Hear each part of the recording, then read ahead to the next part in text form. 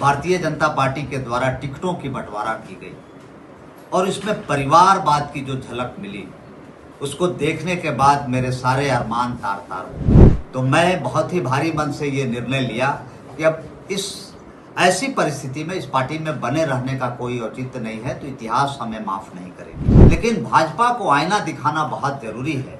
भाजपा को ये ऐसा महसूस होने लगा है कि मैं कमल जिसको भी दे दूंगा वो कमल खिल जाएगा, जबकि ये बहुत गलतफहमी है। मैं भारतीय जनता पार्टी बहुत ही अरमान से और पंडित दीनदयाल जी के आदर्शों से, क्योंकि मैंने 14 वॉल्यूम 15 वॉल्यूम में जो बुक है मैंने मंगवा के सबसे पहले इस बुक को पढ़ा था और संघ से मैं शुरू से जुड़ा रहा हूँ।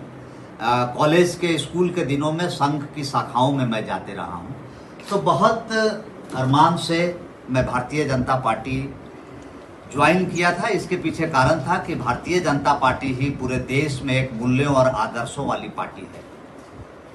लेकिन इस विधानसभा में जिस तरह से भारतीय जनता पार्टी के द्वारा टिकटों की बंटवारा की गई और इसमें परिवारवाद की जो झलक मिली, उसको देखने के बाद मेरे सारे अरमान तार तार हो गए। कई ऐसे कार्यकर्ता थे जो संघ की नीतियों से भाजपा में जुड़े हुए थे। कई कार्यकर्ताओं ने मुझे फोन किया, कई ने इस्तीफा दिया। आप लगातार देख रहे हैं कि भाजपा के कई पुराने विधायक लोग भी छोड़ दिए भाजपा को।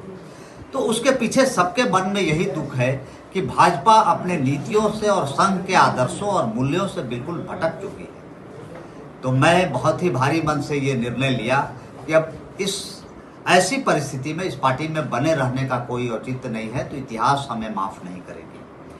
मैं वर्तमान में आप सबों को बता दूं कि मैं कोई पार्टी ज्वाइन करने नहीं जा रहा हूं, न ही मेरी कोई इरादा है कि मैं तुरंत कोई चुनाव लड़ूं या किसी दल में जाकर के चुनाव लड़ूं, क्योंकि मैं बेसिकली भाजपा संघ की नीतियों से जुड़ा हुआ हूं, आगे भी जुड़ा रहूंगा। लेकिन भाजपा को आईना दिखाना बहुत जरूरी है। भाजपा को ये ऐसा महसूस होने लगा है कि मैं कमल जिसको भी दे दूंगा वो कमल खिल जाएगा, जबकि ये बहुत गलतफहमी है। लोकतंत्र में मेरा मानना है कि असली मालिक जनता है। जब तक जनता के इच्छाओं के अनुरूप टिकट आप नहीं देंगे, तब तक जनता जिता देगी, इसकी कोई गारंटी नहीं है।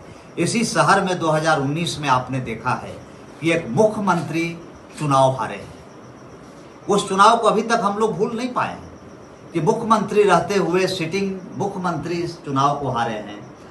और अगर वही गलतियों को हम फिर से दोहरा